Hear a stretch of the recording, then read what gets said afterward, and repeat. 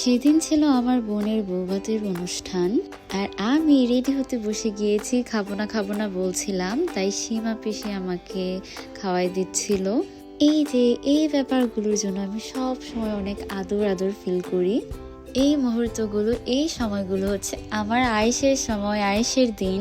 এই তো এরপর সবাই মিলে রেডি হয়ে বের হতে হতে অনেকটাই লেট হয়ে গিয়েছে, আর তার উপর পাম্পে যেয়ে গ্যাস নিতে যেহেতু রাজ্যের লেট হয়েছিল।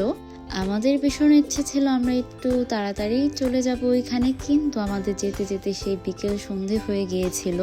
আমি খুব করে চেয়েছিলাম ওইখানে একটা রাজবাড়ি আছে, ওইখানে যাব, অনেক ছবি তুলবো, ভিডিও করব, তবে তার কিছুই হয়নি। যেতে যেতেই সন্ধে, তারপরে খাওয়া দাওয়া করে আবার ব্যাক করতে করতেই তো সময় সব শেষ। নিজেরা বসে একটু গল্প করার মতো সময় ছিল না। সবার সঙ্গে দেখা কথা কোনো কিছুই ঠিকভাবে হয়নি। আর এই যে বরকনে ফটোশুট করে এসে এখন ওরা খেতে বসলো। আর এটা হচ্ছে আমার ছোট আন্টি। আন্টি তাকাও, সুন্দরী তো লাগতেছে। এরাও সবাই হচ্ছে আন্টি, আর এই হচ্ছে ঠাম্মা। এই তো এর মাঝে আমরা বের হয়ে গেলাম। তখন 9টা বেজে গিয়েছিল, আর ফেরার সময় তো আমরা অনেক তাড়াতাড়ি চলে এসেছি। তারপর এসে এখানে সবাই মিলে আমরা মুড়ি মাখা আর চা খাচ্ছিলাম।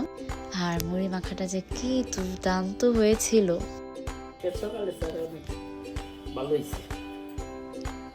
সকালে চা কে করছে মাসি?